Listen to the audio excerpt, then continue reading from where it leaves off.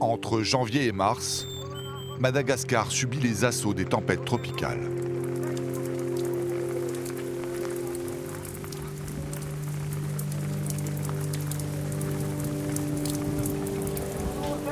Les rivières en crue emportent tout sur leur passage.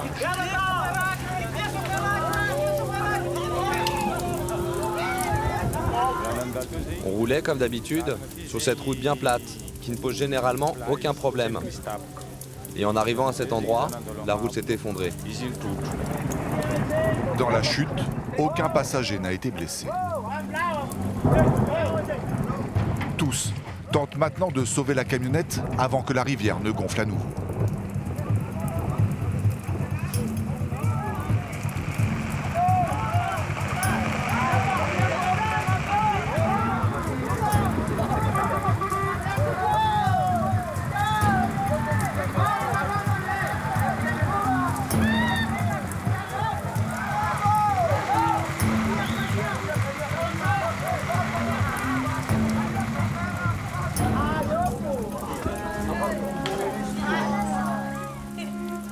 Des dizaines de voitures sont bloquées des deux côtés de la route.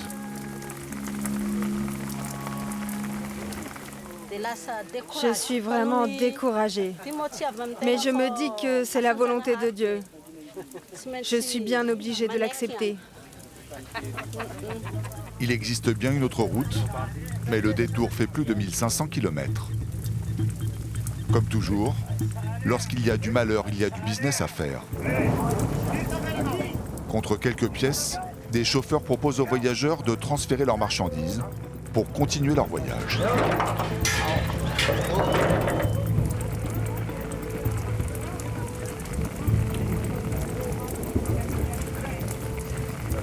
La camionnette a été sortie 2 jours plus tard. Quant à la route, elle est restée bloquée près de 3 semaines. La couleur de sa terre lui a donné son surnom, l'île rouge. Une terre instable en période de cyclone. Glissement de terrain, boue et inondations isolent des régions entières.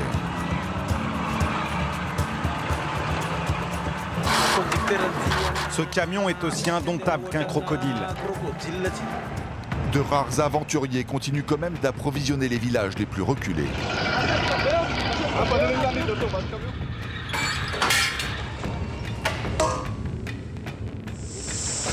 C'est la 50e fois qu'on s'arrête.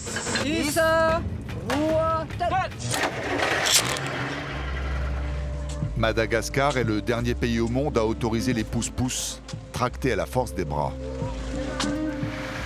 Quand je tire un pouce-pouce, je suis épuisé. Mes pieds se mettent à enfler et j'ai mal au dos. Ces hommes chevaux sont en concurrence avec un héritage de la colonisation française, la 4L.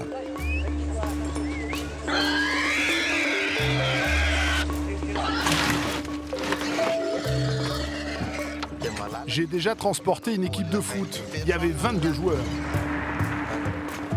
Les Malgaches aiment relever les défis de la route, comme ceux de l'arène.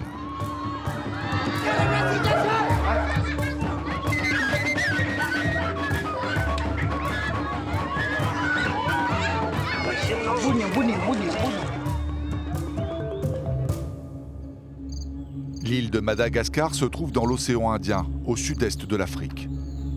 En son centre, une chaîne de petites montagnes et des hauts plateaux, sur lesquels trônent les 40 000 habitants de la ville d'Ambositra, Ambouch en malgache. Dans ce quartier à l'aube, le coq refuse de chanter, depuis que son chant a été supplanté par ces bruits de ferraille. Les hommes coupent, tordent et redonnent vie aux carrosseries et mécaniques les plus usées. Cette épave semble bonne pour la casse. Pourtant, dans quelques heures, elle affrontera les routes les plus chaotiques de la région. Il faut mettre un tendeur, parce que ça casse souvent ici, là. Sido a payé son camion 7 000 €. La première fois qu'il l'a vu, il a deviné qu'un trésor se cachait sous cette vilaine carcasse. Je vous assure, le moteur marche très bien. C'est juste la carrosserie qui est un peu abîmée. Il est pratiquement neuf. Regardez le kilométrage. 53 140 km. Difficile de le croire.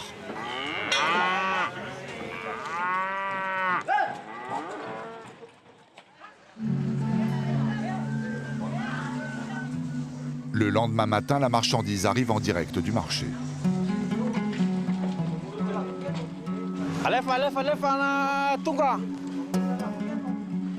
Sido a 1 tonne de sel à livrer dans l'une des régions les plus reculées de l'île. Sans électricité, les habitants se servent du sel pour conserver la viande.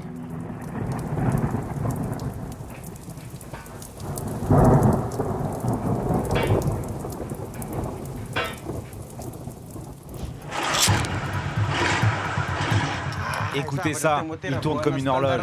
C'est ce que je vous disais. J'attache la porte, sinon elle s'ouvre toute seule.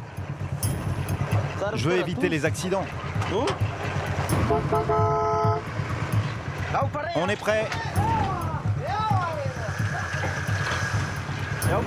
On est au kilomètre 0. Le voyage va durer environ 14 heures. Enfin, si on ne tombe pas en panne. 14 heures de piste pour 58 km, soit une moyenne de 5 km/h.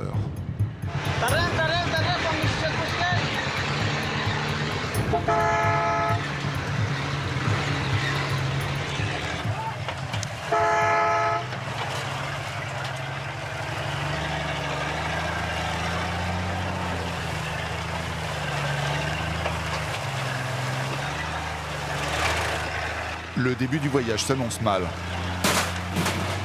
À la sortie du village,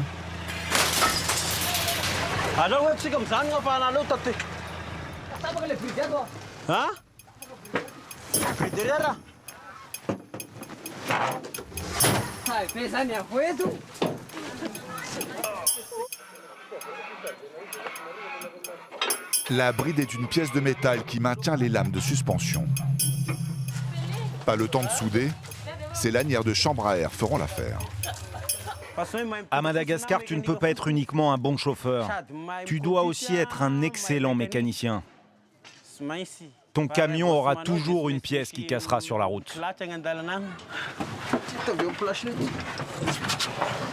Mais au moment de repartir,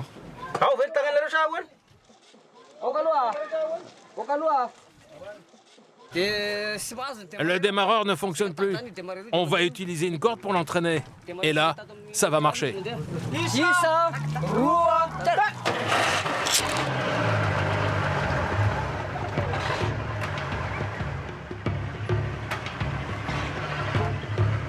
un démarreur en bout de course, des suspensions rafistolées, des portes qui tiennent avec de la ficelle, des pneus qui se déchirent mètre après mètre, et la liste s'allonge encore. Ça va faire 1 an que je n'ai plus de frein. Lorsqu'on patine dans la boue, les freins cassent. J'économise pour m'en payer des nouveaux.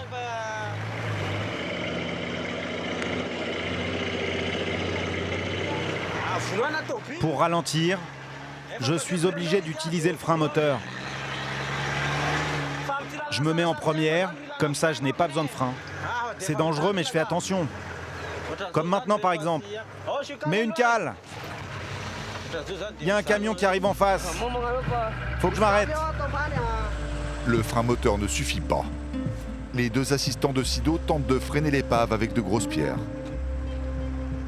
Pas vraiment efficace.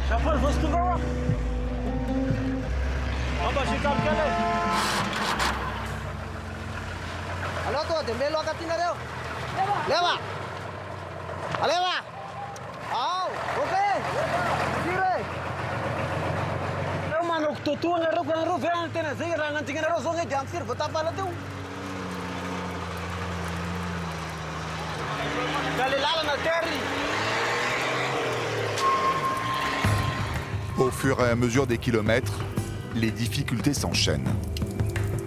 Elles vont même s'intensifier.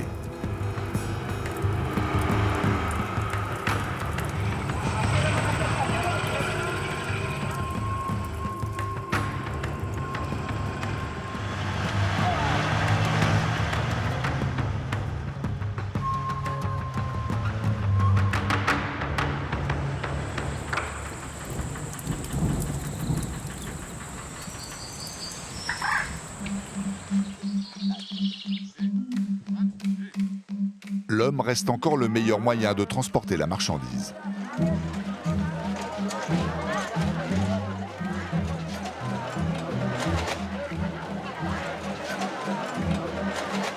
Cela demande beaucoup de patience, un bon port de tête, surtout les jours de marché, et un corps solide.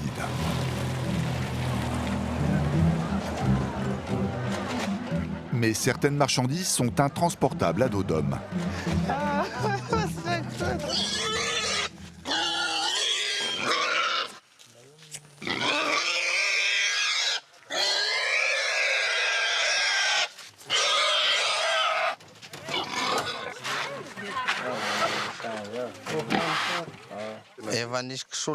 Une fois, un cochon a réussi à se détacher.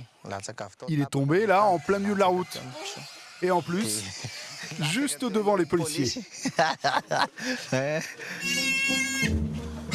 Dans le village d'Ivato, tout le monde connaît Toto et son increvable 4L. Tant qu'il y a de la place, Toto ne refuse aucun passager.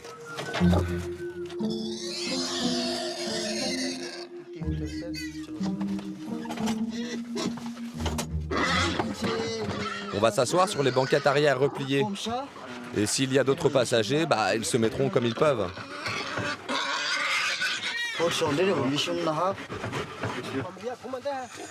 En plus des 3 cochons, 7 personnes s'entassent à bord.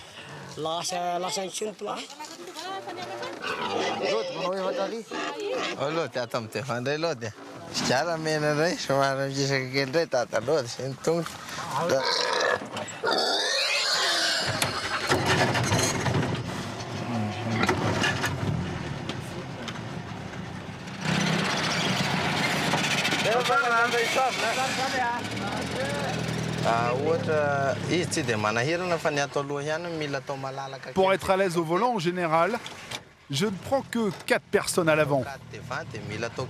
Et pas des trop gros. Il faut que je puisse atteindre la pédale de frein tout de même. Et là, tout va bien.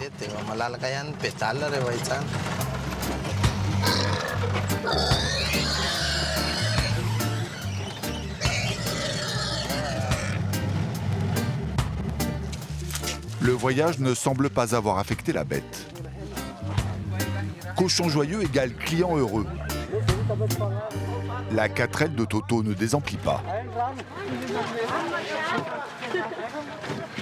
Le trajet coûte 30 centimes, 2 fois moins cher que le bus.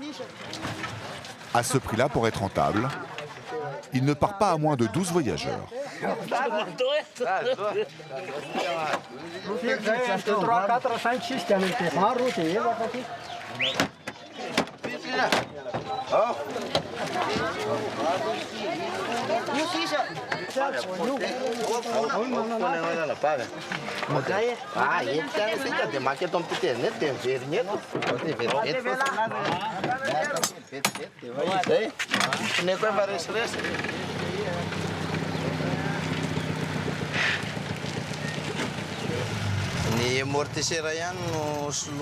Afin de charger encore plus, j'ai changé les amortisseurs et renforcé le châssis. Et j'ai mis un bout de caoutchouc sur le train arrière. Comme ça, la voiture ne touche pas le sol. J'ai déjà transporté une équipe de foot de 22 joueurs. Il y avait 6 personnes assises à l'avant. On a enlevé la banquette arrière pour pouvoir tous les rentrer. Ils étaient rangés comme des bananes. Entre marchandises et passagers, Toto dépasse souvent la tonne, soit 2 fois plus que le poids autorisé pour une 4L.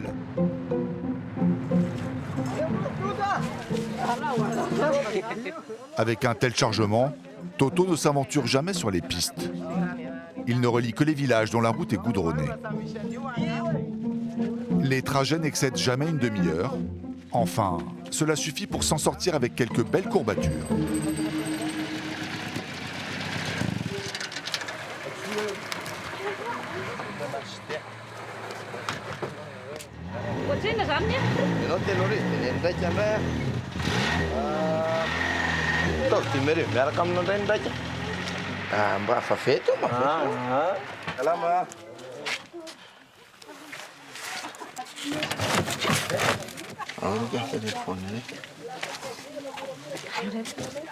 Kumpia, farre?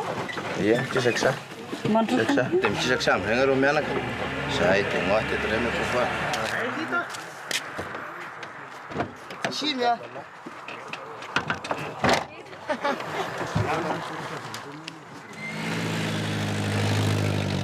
L'île de Madagascar pointe à la 3e place des pays les plus pauvres du monde. Son gouvernement autorise encore un métier aboli partout sur la planète. Les tireurs de pousse-pousse. Ils sont les derniers hommes chevaux.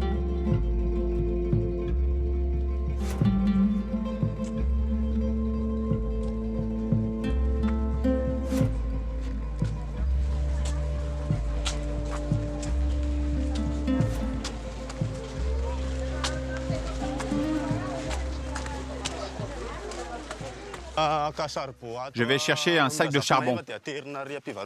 Je dois le livrer au marché. Je serai payé 15 centimes d'euros pour cette livraison. Ce tarif est assez juste. Le charbon, c'est léger. Le sac pèse environ 40 kilos. Rien de très lourd. Olivier, 23 ans, a déjà 2 années de pousse-pousse dans les jambes.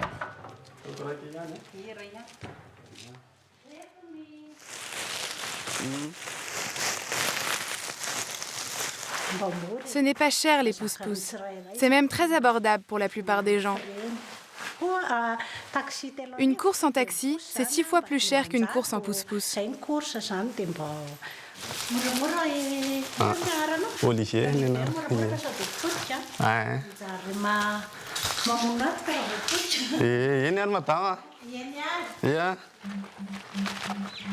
L'entrepôt se trouve à 1 kilomètre.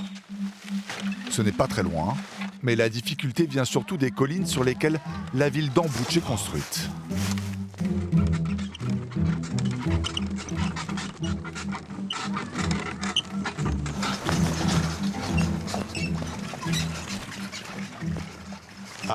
C'est difficile en descente. Mes pieds servent à la fois à diriger et à freiner.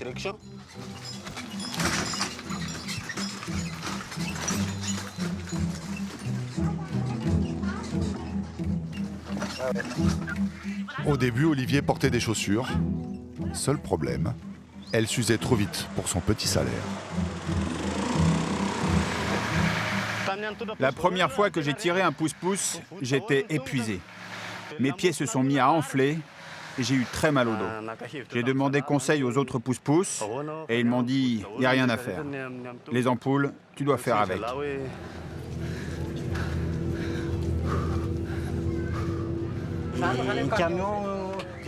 Ici, personne ne nous respecte. Les camions arrivent en force, les taxis ne nous cèdent jamais la priorité. Les voitures nous klaxonnent dans les montées parce qu'on ne va pas assez vite. Elles nous frôlent. C'est vraiment très dangereux.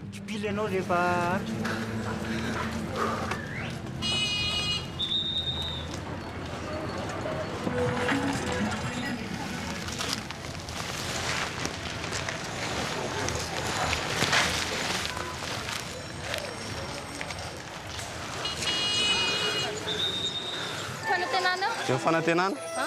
Ronjat serif ya? Ronjat serif. Le lalana ny hitanao le kitotoana be iny. 5 000 zany. 5 000 zay moa re 5 000 zay.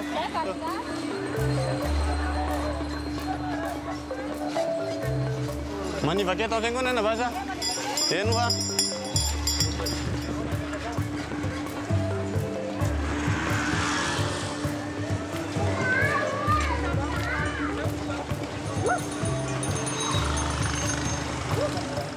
À l'arrivée d'une côte, généralement les clients compatissent à l'effort et mettent pied à terre. Cette dame n'entend pas se fatiguer.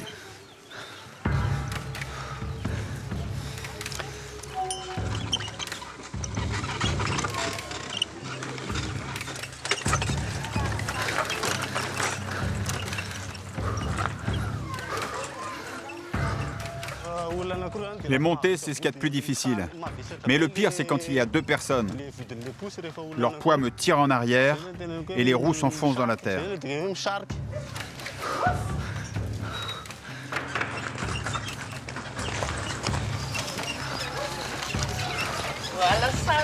Pour le même prix, elle réclame même un extra.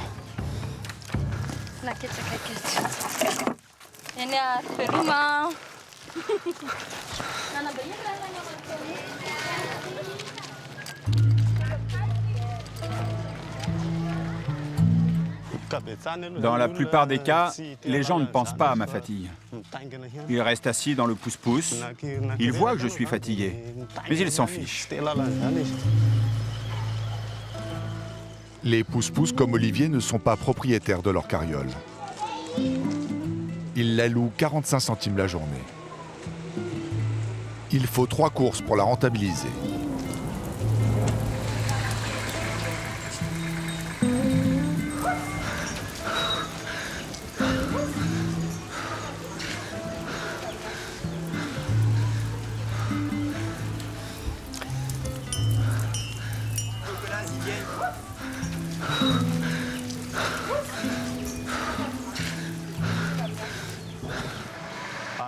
La route est très glissante quand il pleut.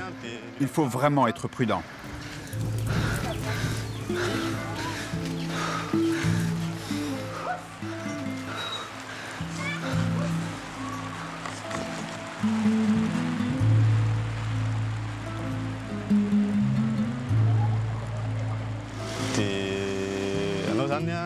Après une journée à tirer un pousse-pousse, tu es fatigué et tu ne peux plus rien faire. Tu rentres à la maison et même si tu as envie de faire des choses, tu t'endors tout de suite. C'est un travail épuisant. Mais je suis obligé de le faire.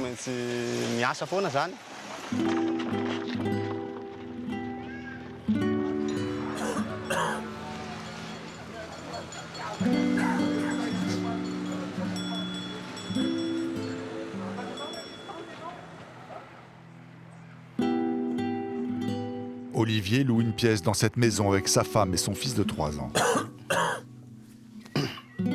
La pluie a laissé des traces sur son corps fatigué.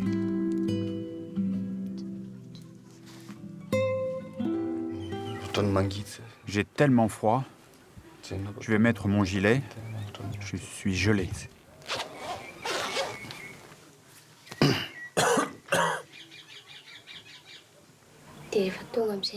Au milieu de la nuit, j'ai senti que ses vêtements étaient trempés de sueur. Il transpirait énormément. Ses pieds, ses mains, tout était moite. Je me suis collée à lui et j'ai senti qu'il avait une très forte fièvre.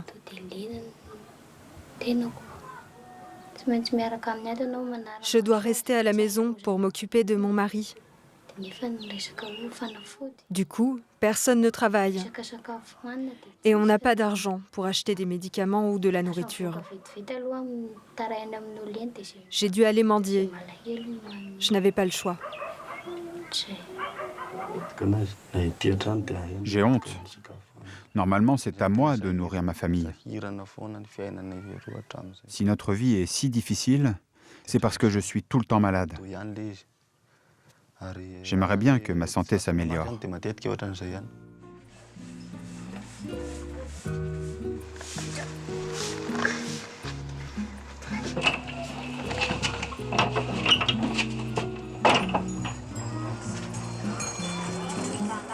Question de survie. Malgré la fièvre, Olivier l'homme cheval a repris sa carriole.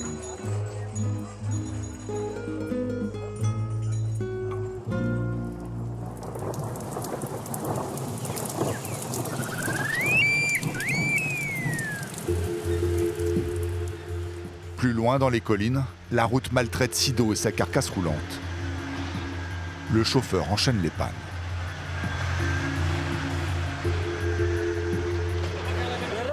J'ai peur qu'il y ait une fuite de gasoil. Il y a un tuyau qui a dû casser. Il faut vérifier parce que ça sent vraiment très fort là.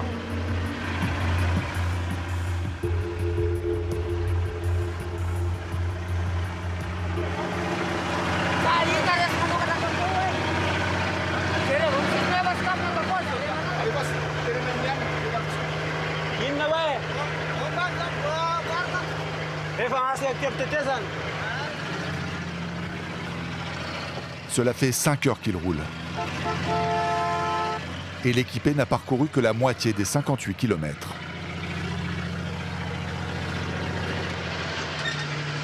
L'odeur de gasoil se fait plus présente. Maintenant, elle submerge les senteurs de la forêt.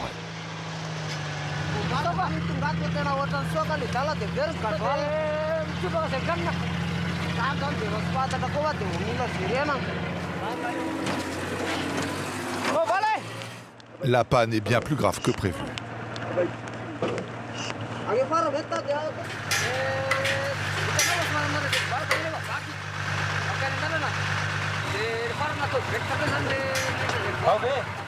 Les assistants bricolent un réservoir de fortune avec ce bidon en plastique.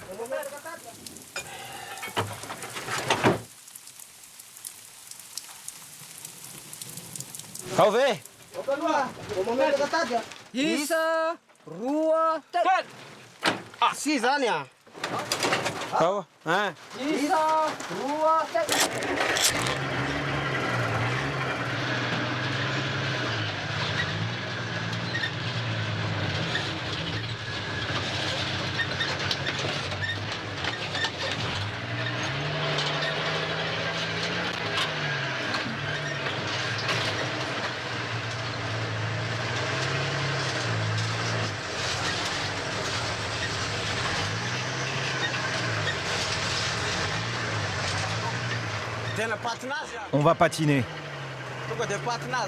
Ça va être un long moment de patinage. Mes pneus sont trop lisses, ils n'accrochent pas. Il m'est déjà arrivé de mettre une journée pour faire ce bout de route jusqu'au village.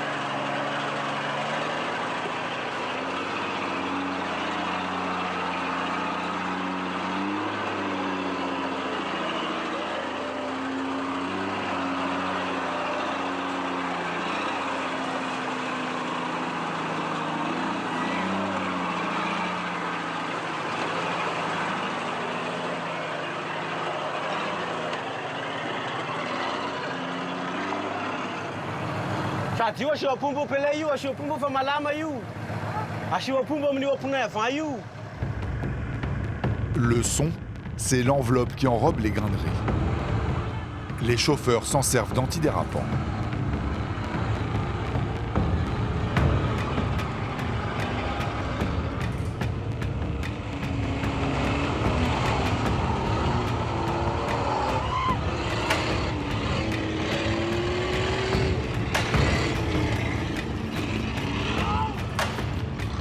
Les ornières géantes désarticulent et tordent l'acier à la limite du point de rupture.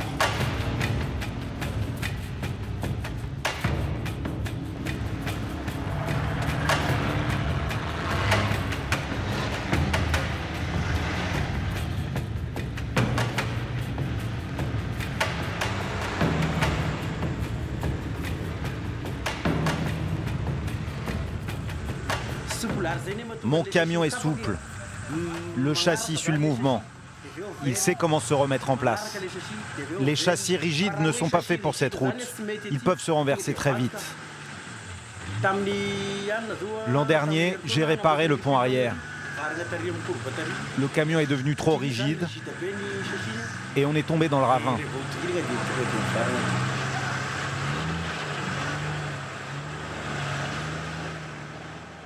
L'endurance de son épave roulante a des limites. Un cliquetis inquiétant se fait entendre.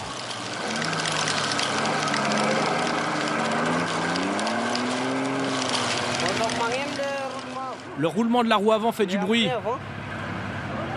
On va devoir le démonter, si ça se trouve il est foutu. Cette nouvelle panne intervient au kilomètre 40, après 10 heures de conduite.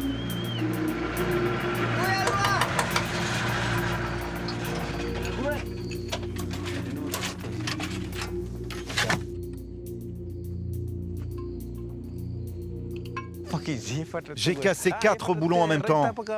Enfin, il y en a un qui est seulement dévissé. On est pressé d'arriver à Ambin Andrade.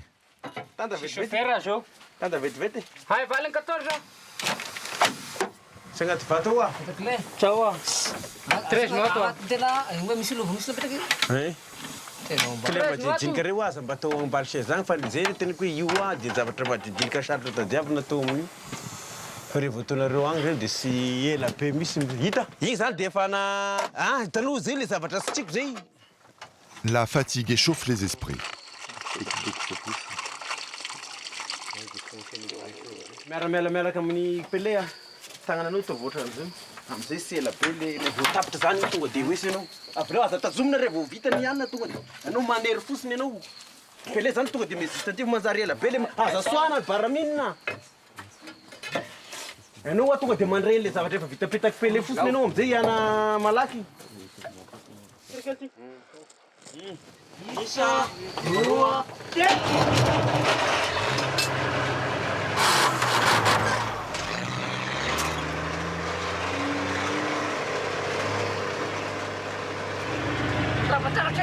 Les retards, ça plaît pas trop aux chauffeurs.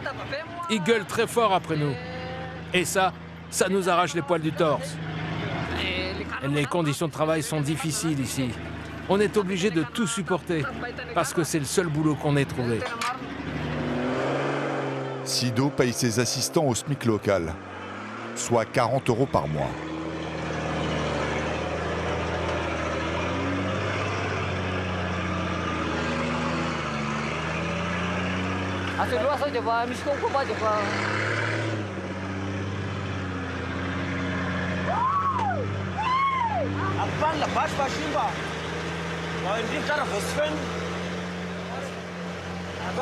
Si la bâche frotte le talus, elle peut se déchirer.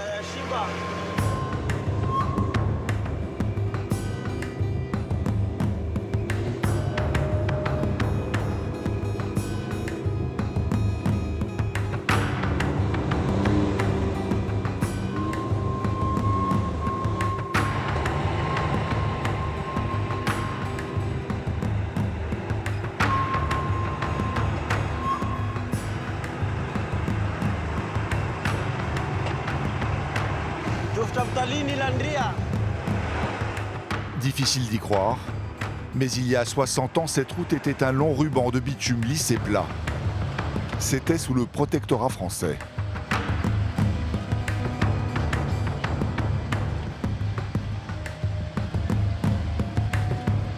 Depuis ce temps-là, elle n'est plus entretenue. Le gouvernement malgache n'a pas les moyens de sauvegarder les voies secondaires. La route se dégrade. Ils ne font jamais de travaux.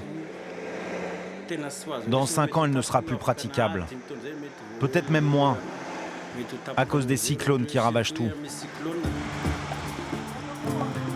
Au fur et à mesure des passages, certaines ornières sont devenues des fossés de près de 3 mètres.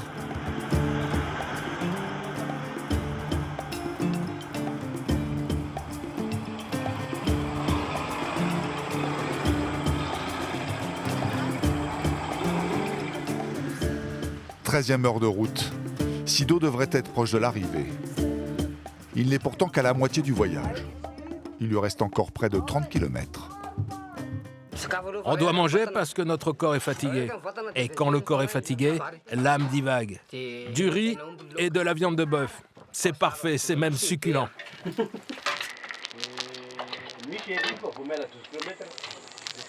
Sido, le chauffeur, habite ce village sans eau courante ni électricité. Il y tient une épicerie avec sa femme.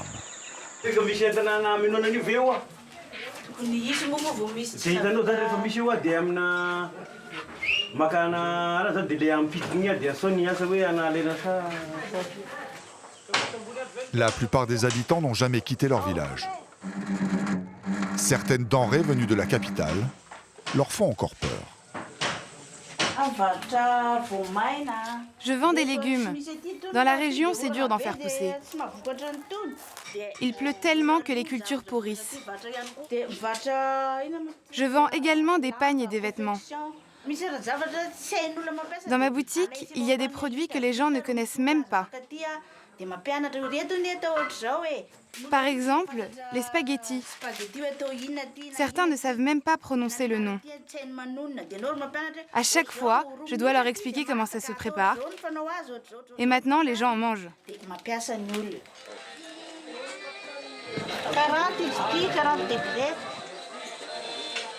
Sido charge en plus 3000 litres de rhum, le commerce le plus lucratif dans la région. Avec le rhum, on gagne rapidement de l'argent. Il se vend très bien. J'ai peur qu'il lui arrive un accident, qu'il tombe dans un ravin et qu'il meure. Mais voilà, j'ouvre le magasin tous les jours. Et ça ne suffit pas. Le camion nous garantit une entrée d'argent et nous permet de garder la boutique.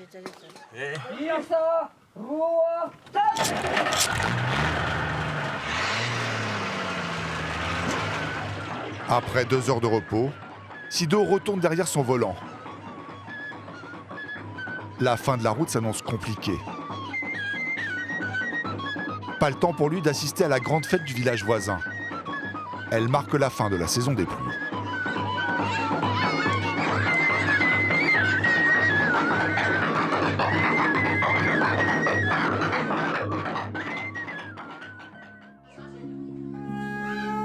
À l'écart de la foule, Kambana, 19 ans, se prépare au combat.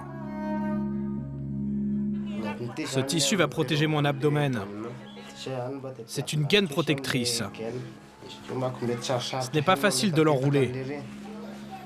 C'est tout un art.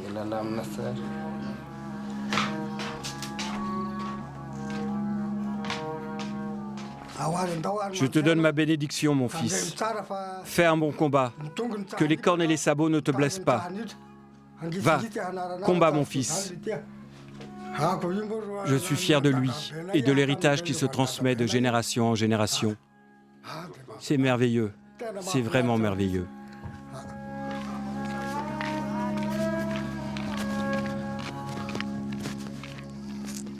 Kambana ne sera pas seul dans l'arène. Et voilà les 5 combattants réunis.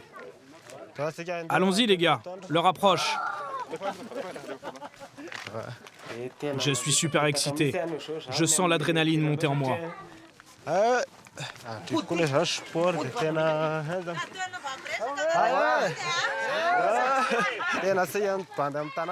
On est considérés comme des beaux gosses, les meilleurs combattants du village. Avec ce jeu, on va défendre notre honneur. Les filles sont attirées par les combattants. Nous avons trop de succès. Après les combats, elles se jettent sur nous.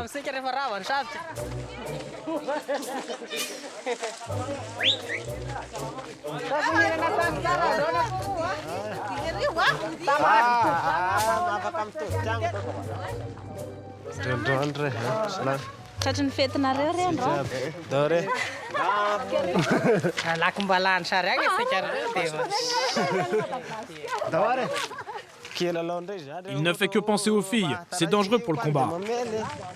Effectivement, mieux vaut être concentré. Leur adversaire le voici. C'est un zébu. Zébu veut dire boss, en référence à la réserve de graisse qu'il porte sur son dos. Elle lui permet de survivre en milieu hostile, quand l'herbe vient à manquer. La bête est plutôt du genre nerveuse.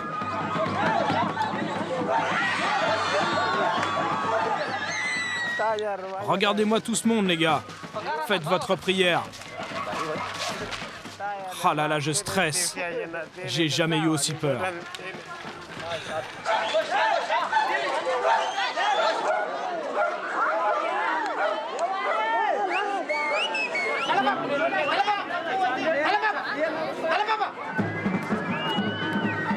Le but du jeu, tenir le plus longtemps possible accroché à la bosse du zébu.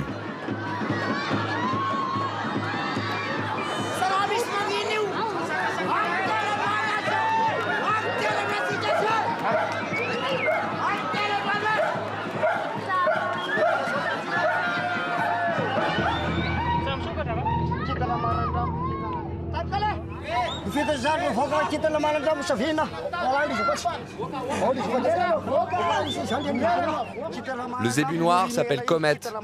C'est le plus fort et le plus célèbre de nos animaux de combat.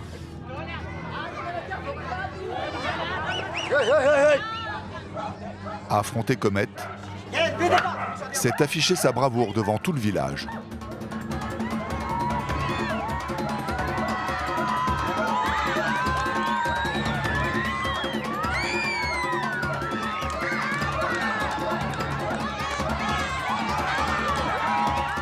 Ce combattant a tenu 11 secondes, un record.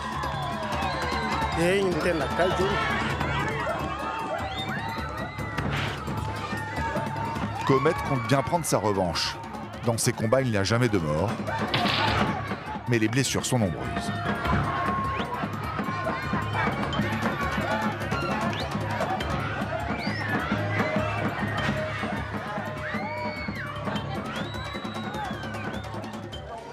Le zébu m'a écrasé contre la palissade.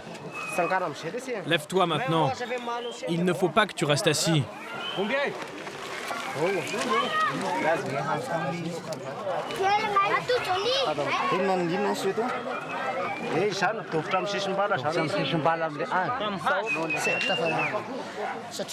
Je suis sous le choc.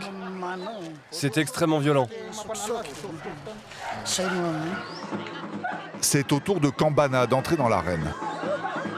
Il espère que le turban qu'il a enroulé ce matin autour de la taille le protégera des coups de corne.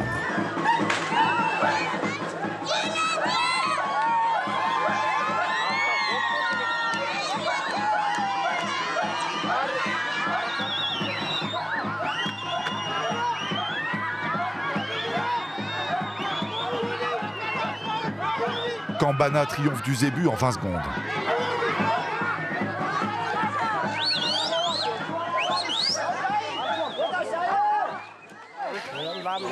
Mon combat s'est bien passé.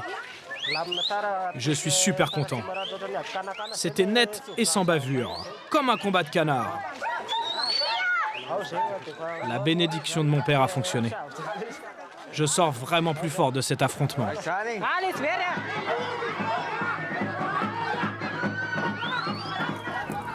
Tous les combats ne mènent pas dans une arène. Sido est un guerrier de la route. Il se bat contre la boue, les ornières et les pannes.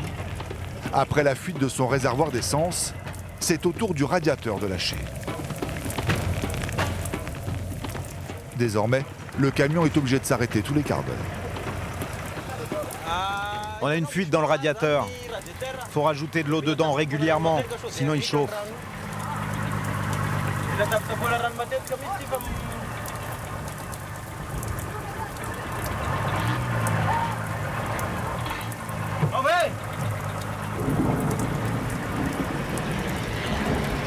Mieux vaut prévenir que guérir.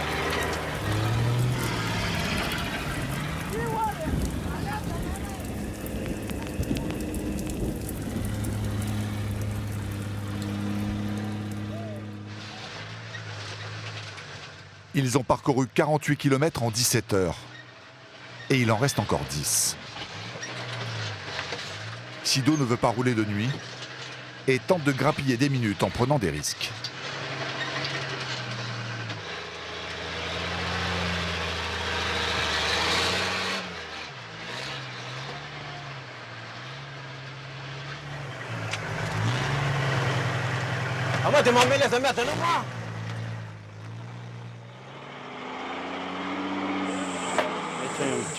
On a dû s'arrêter au moins 50 fois depuis qu'on est parti. Alors maintenant, on s'arrête même plus pour mettre de l'eau dans le radiateur. Il faut juste qu'on roule très lentement.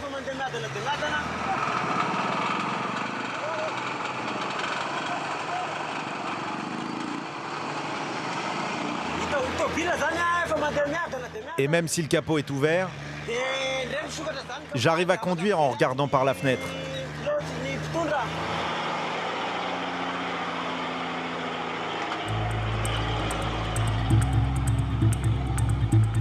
Maintenant, les assistants courent après le camion avec leur bidon d'eau sur le dos.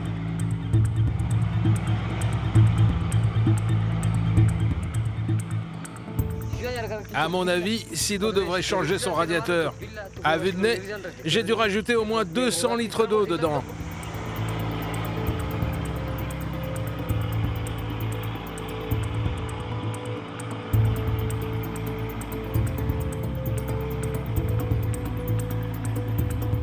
Malgré la bonne volonté de ses assistants, Sido n'échappe pas à la nuit. Ni au problème.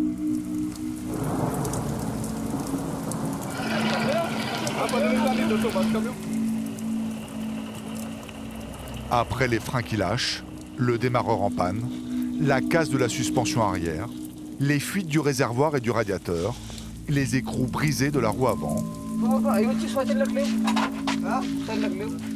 C'est maintenant au tour de la roue arrière de poser problème.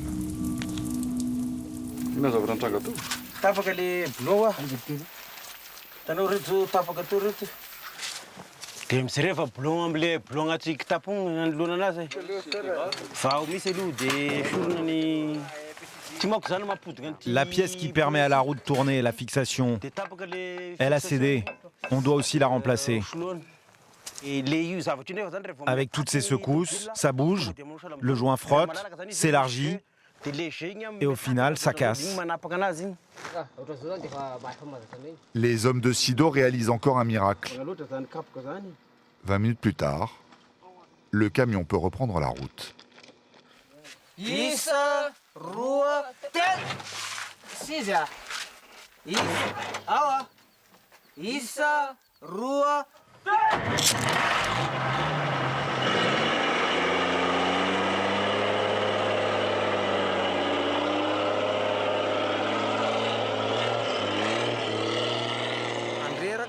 Travailler la nuit, c'est épuisant. Le sommeil nous guette. Et puis le camion nous fait vivre un enfer. La route est tellement mauvaise. On doit être devant pour guider le chauffeur dans le noir. Courir pour mettre les cales, et quand on répare, on ne voit rien du tout. On a peut-être perdu des boulons de la transmission sans s'en rendre compte. 20 heures qu'il roule. Et les ennuis ne sont pas finis.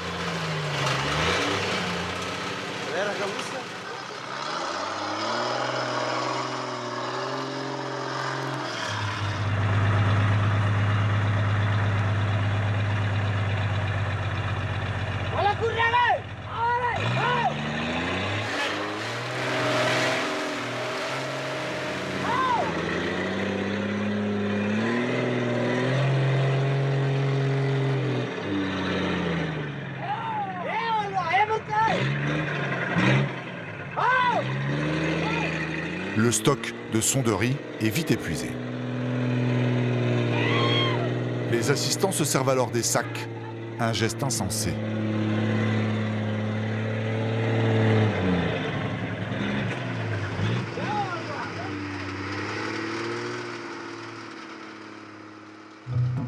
Au petit matin, le village est en vue.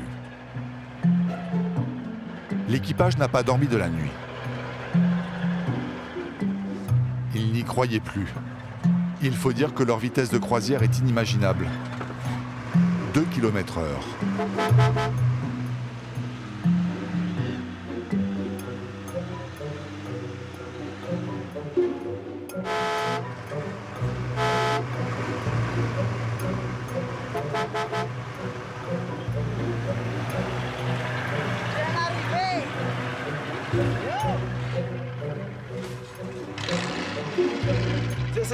« 58 km en 26 heures.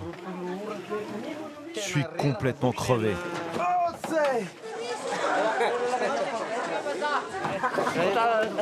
Je vais rentrer voir ma femme et mes enfants. Et avec mon argent, j'irai m'amuser un peu. En buvant un coup, ça ira mieux. La marchandise, elle, n'a pas fini son voyage. Elle emprunte maintenant des sentiers vers des villages encore plus reculés.